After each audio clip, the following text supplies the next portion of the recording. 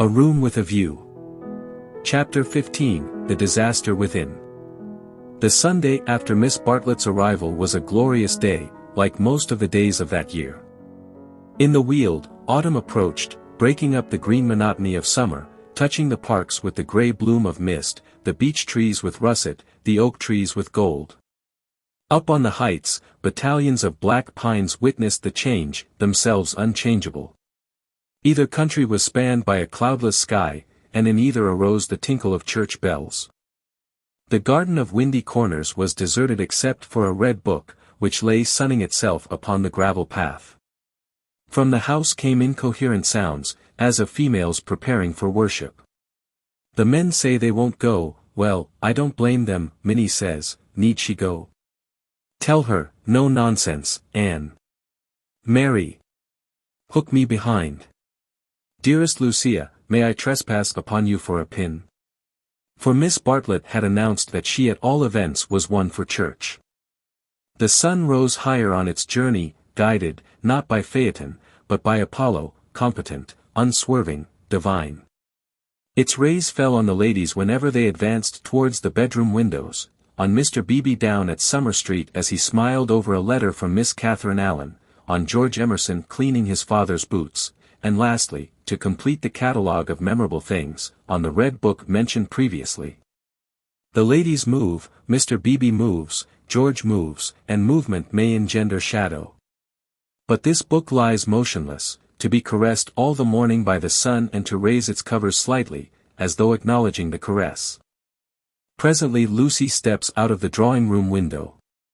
Her new cerise dress has been a failure, and makes her look tawdry and wan. At her throat is a garnet brooch, on her finger a ring set with rubies, an engagement ring. Her eyes are bent to the Weald. She frowns a little, not in anger, but as a brave child frowns when he is trying not to cry. In all that expanse no human eye is looking at her, and she may frown unrebuked and measure the spaces that yet survive between Apollo and the western hills. Lucy. Lucy. What's that book? Who's been taking a book out of the shelf and leaving it about to spoil?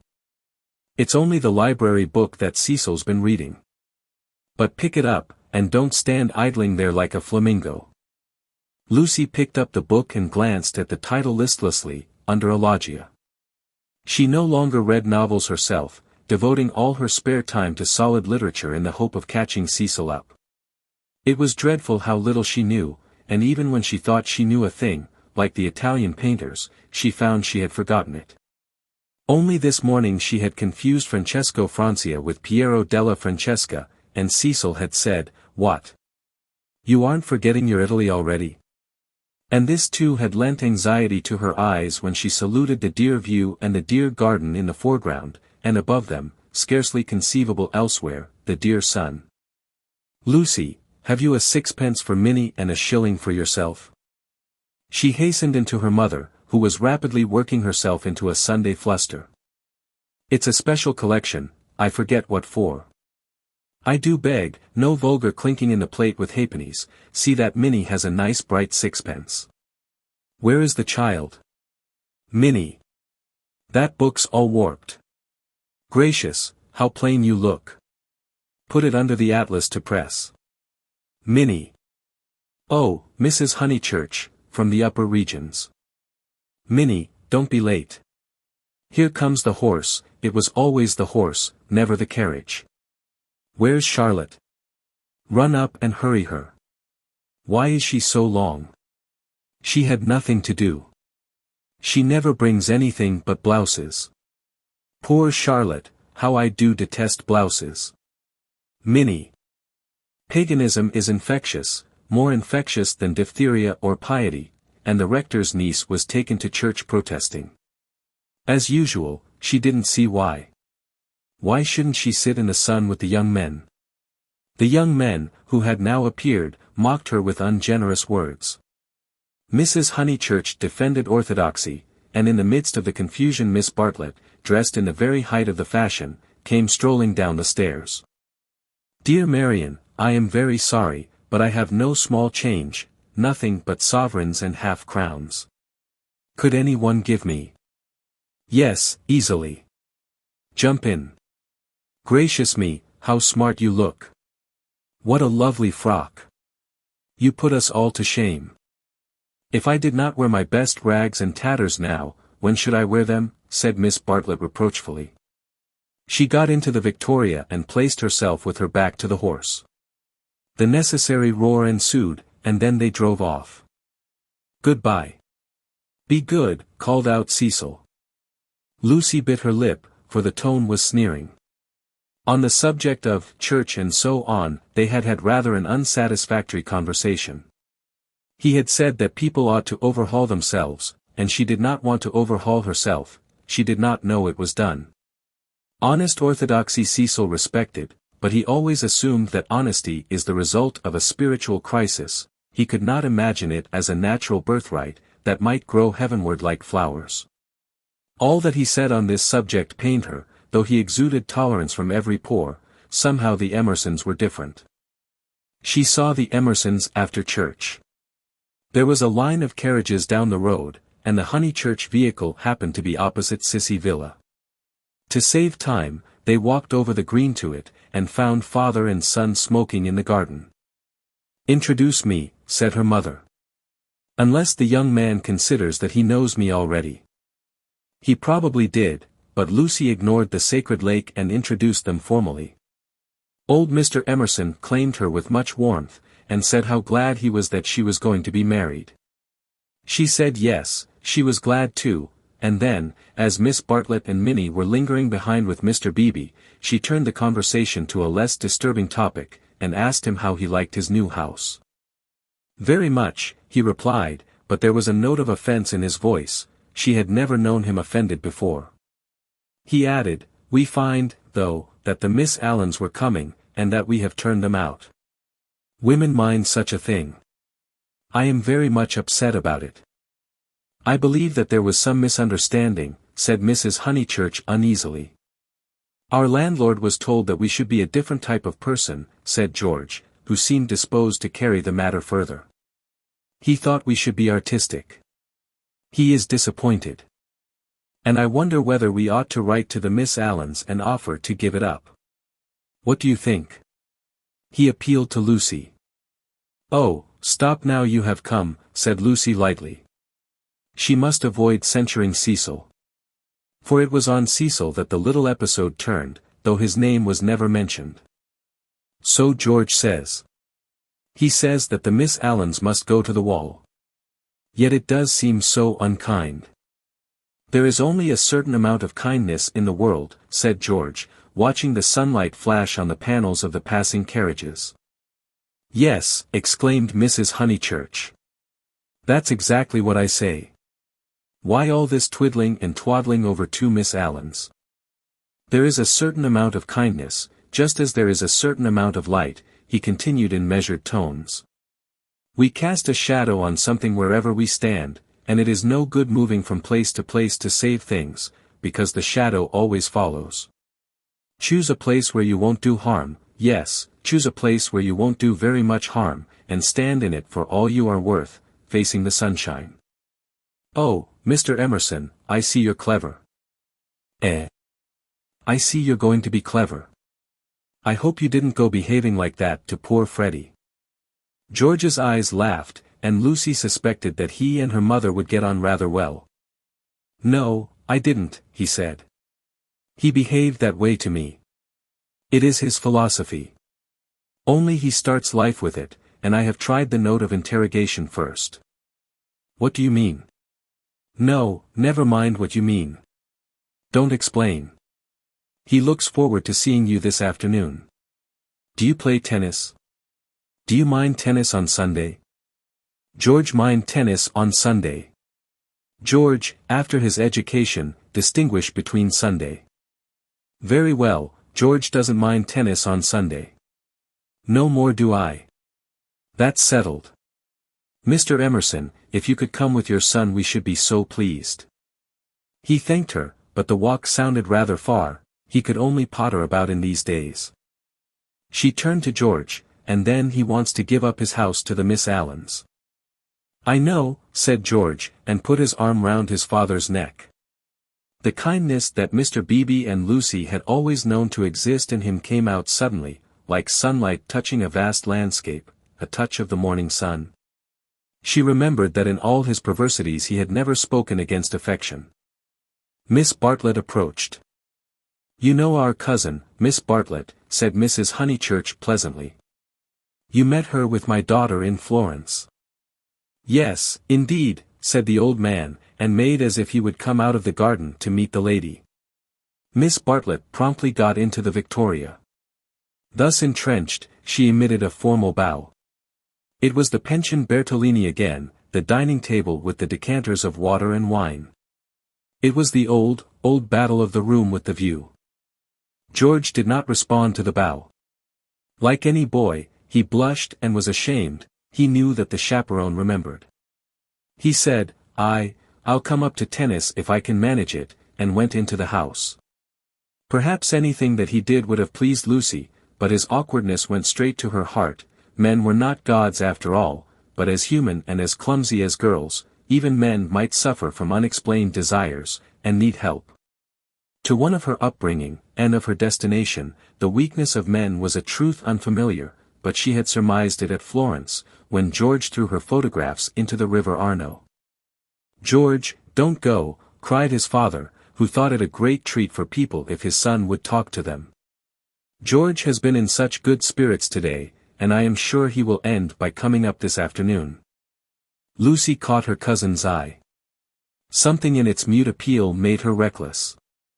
"Yes," she said, raising her voice, "I do hope he will." Then she went to the carriage and murmured, "The old man hasn't been told, I knew it was all right." Mrs. Honeychurch followed her, and they drove away. Satisfactory that Mr. Emerson had not been told of the Florence escapade, yet Lucy's spirits should not have leapt up as if she had sighted the ramparts of heaven. Satisfactory, yet surely she greeted it with disproportionate joy. All the way home the horse's hoofs sang a tune to her, "He has not told, he has not told." Her brain expanded the melody, "He has not told his Father, to whom he tells all things." It was not an exploit. "He did not laugh at me when I had gone." She raised her hand to her cheek.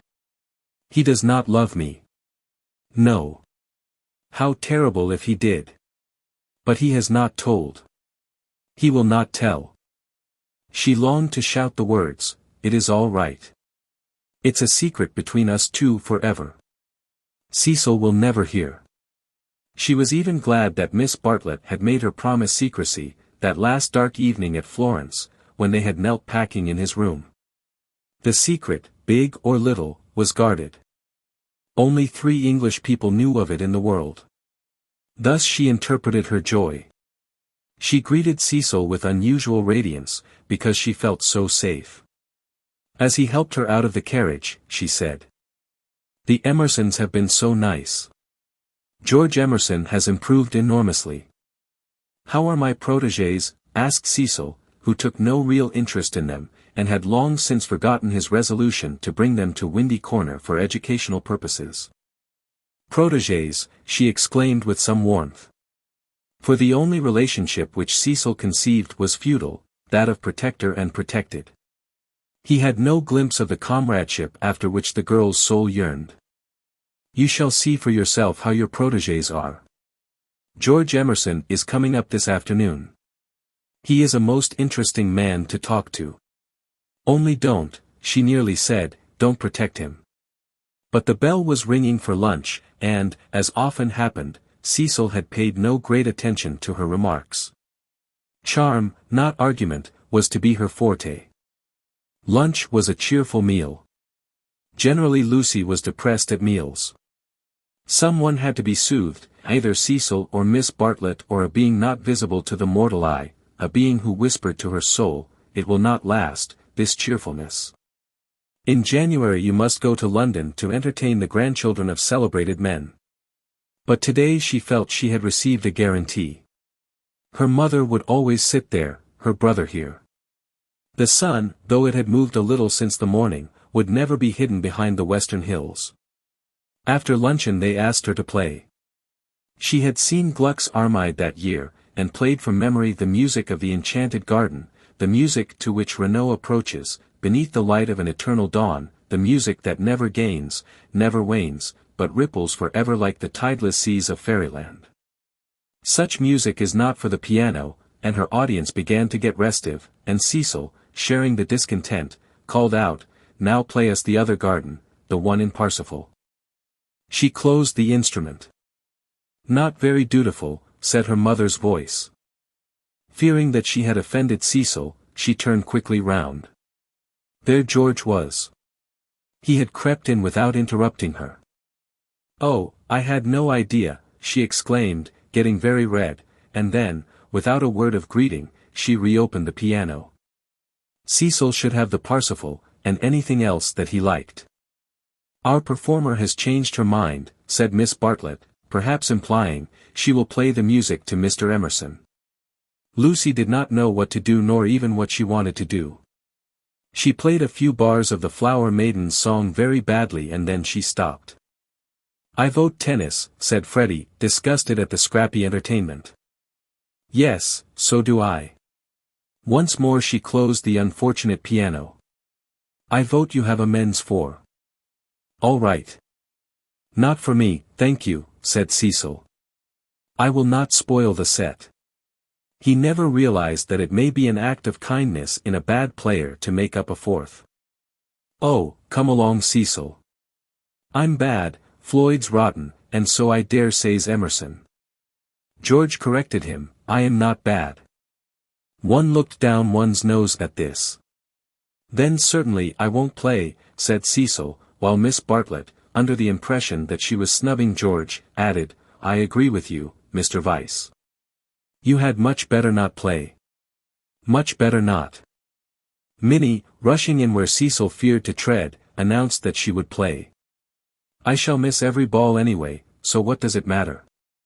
But Sunday intervened and stamped heavily upon the kindly suggestion. "Then it will have to be Lucy," said Mrs. Honeychurch. "You must fall back on Lucy. There is no other way out of it. Lucy, go and change your frock." Lucy's Sabbath was generally of this amphibious nature. She kept it without hypocrisy in the morning, and broke it without reluctance in the afternoon. As she changed her frock, she wondered whether Cecil was sneering at her. Really she must overhaul herself and settle everything up before she married him. Mr. Floyd was her partner. She liked music, but how much better tennis seemed. How much better to run about in comfortable clothes than to sit at the piano and feel girt under the arms. Once more music appeared to her the employment of a child. George served, and surprised her by his anxiety to win. She remembered how he had sighed among the tombs at Santa Croce because things wouldn't fit, how after the death of that obscure Italian he had leant over the parapet by the Arno and said to her, "I shall want to live, I tell you." He wanted to live now, to win at tennis, to stand for all he was worth in the sun which had begun to decline and was shining in her eyes, and he did win. Ah, how beautiful the Weald looked! The hills stood out above its radiance, as Fiesole stands above the Tuscan plain, and the South Downs, if one chose, were the mountains of Carrara. She might be forgetting her Italy, but she was noticing more things in her England. One could play a new game with the view, and try to find in its innumerable folds some town or village that would do for Florence. Ah, how beautiful the Weald looked! But now Cecil claimed her. He chanced to be in a lucid critical mood, and would not sympathize with exaltation. He had been rather a nuisance all through the tennis, for the novel that he was reading was so bad that he was obliged to read it aloud to others. He would stroll round the precincts of the court and call out, "I say, listen to this, Lucy." 3 split infinitives. "Dreadful," said Lucy, and missed her stroke. When they had finished their set, he still went on reading. There was some murder scene, and really everyone must listen to it. Freddie and Mr. Floyd were obliged to hunt for a lost ball in the laurels, but the other two acquiesced. The scene is laid in Florence. What fun, Cecil. Read away. Come, Mr. Emerson, sit down after all your energy. She had forgiven George, as she put it, and she made a point of being pleasant to him. He jumped over the net and sat down at her feet asking, and are you tired? Of course I'm not. Do you mind being beaten? She was going to answer, no, when it struck her that she did mind, so she answered, yes. She added merrily, I don't see you're such a splendid player, though. The light was behind you, and it was in my eyes. I never said I was. Why, you did. You didn't attend. You said, oh, don't go in for accuracy at this house. We all exaggerate, and we get very angry with people who don't. The scene is laid in Florence, repeated Cecil, with an upward note. Lucy recollected herself. Sunset. Leonora was speeding. Lucy interrupted. Leonora? Is Leonora the heroine? Who's the book by? Joseph Emery Prank. Sunset. Leonora speeding across the square. Pray the saints she might not arrive too late. Sunset, the sunset of Italy. Under Orcagna's loggia, the Loggia de Lanzi, as we sometimes call it now. Lucy burst into laughter. Joseph Emery Prank, indeed. Why, it's Miss Lavish. It's Miss Lavish's novel, and she's publishing it under somebody else's name. Who may Miss Lavish be? Oh, a dreadful person, Mr. Emerson, you remember Miss Lavish? Excited by her pleasant afternoon, she clapped her hands. George looked up. Of course I do. I saw her the day I arrived at Summer Street. It was she who told me that you lived here. Weren't you pleased? She meant to see Miss Lavish, but when he bent down to the grass without replying, it struck her that she could mean something else. She watched his head, which was almost resting against her knee, and she thought that the ears were reddening. No wonder the novel's bad, she added. I never liked Miss Lavish. But I suppose one ought to read it as one's met her. All modern books are bad, said Cecil, who was annoyed at her inattention, and vented his annoyance on literature. Everyone writes for money in these days. Oh, Cecil. It is so. I will inflict Joseph Emery Prank on you no longer. Cecil, this afternoon seemed such a twittering sparrow. The ups and downs in his voice were noticeable, but they did not affect her. She had dwelt amongst melody and movement, and her nerves refused to answer to the clang of his. Leaving him to be annoyed, she gazed at the black head again. She did not want to stroke it, but she saw herself wanting to stroke it, the sensation was curious. How do you like this view of ours, Mr. Emerson? I never notice much difference in views. What do you mean? Because they're all alike. Because all that matters in them is distance and air. Said Cecil, uncertain whether the remark was striking or not. My father, he looked up at her, and he was a little flushed, says that there is only one perfect view, the view of the sky straight over our heads, and that all these views on earth are but bungled copies of it. I expect your father has been reading Dante, said Cecil, fingering the novel, which alone permitted him to lead the conversation. He told us another day that views are really crowds of trees and houses and hills, and are bound to resemble each other, like human crowds, and that the power they have over us is sometimes supernatural, for the same reason. Lucy's lips parted. For a crowd is more than the people who make it up. Something gets added to it, no one knows how, just as something has got added to those hills. He pointed with his racket to the South Downs. What a splendid idea, she murmured. I shall enjoy hearing your father talk again. I'm so sorry he's not so well. No, he isn't well. There's an absurd account of a view in this book, said Cecil. Also that men fall into two classes, those who forget views and those who remember them, even in small rooms. Mr. Emerson, have you any brothers or sisters? None. Why? You spoke of U.S. My mother, I was meaning. Cecil closed the novel with a bang. Oh, Cecil, how you made me jump. I will inflict Joseph Emery Prank on you no longer. I can just remember us all three going into the country for the day and seeing as far as Hindhead. It is the first thing that I remember. Cecil got up. The man was ill-bred. He hadn't put on his coat after tennis. He didn't do. He would have strolled away if Lucy had not stopped him. Cecil, do read the thing about the view. Not while Mr. Emerson is here to entertain us. No, read away. I think nothing's funnier than to hear silly things read out loud. If Mr. Emerson thinks us frivolous, he can go. This struck Cecil as subtle, and pleased him. It put their visitor in the position of a prig. Somewhat mollified, he sat down again. Mr. Emerson, go and find tennis balls. She opened the book. Cecil must have his reading in anything else that he liked. But her attention wandered to George's mother, who, according to Mr. Eager, had been murdered in the sight of God and, according to her son, had seen as far as Hindhead. Am I really to go? Asked George. No, of course not really, she answered. Chapter 2, said Cecil, yawning. Find me Chapter 2, if it isn't bothering you. Chapter 2 was found, and she glanced at its opening sentences. She thought she had gone mad. Here, hand me the book. She heard her voice saying, it isn't worth reading, it's too silly to read, I never saw such rubbish, it oughtn't to be allowed to be printed.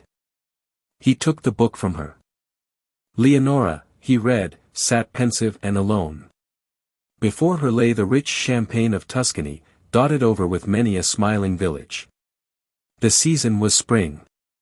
Miss Lavish knew, somehow, and had printed the past in draggled prose, for Cecil to read and for George to hear. A golden haze, he read. He read, afar off the towers of Florence, while the bank on which she sat was carpeted with violets. All unobserved Antonio stole up behind her. Lest Cecil should see her face she turned to George and saw his face. He read, there came from his lips no wordy protestation such as formal lovers use. No eloquence was his, nor did he suffer from the lack of it. He simply enfolded her in his manly arms. This isn't the passage I wanted, he informed them, there is another much funnier, further on. He turned over the leaves. Should we go into tea? Said Lucy, whose voice remained steady. She led the way up the garden, Cecil following her, George last. She thought a disaster was averted. But when they entered the shrubbery it came. The book, as if it had not worked mischief enough, had been forgotten, and Cecil must go back for it, and George, who loved passionately, must blunder against her in the narrow path. No, she gasped, and, for the second time, was kissed by him. As if no more was possible, he slipped back, Cecil rejoined her, they reached the upper lawn alone.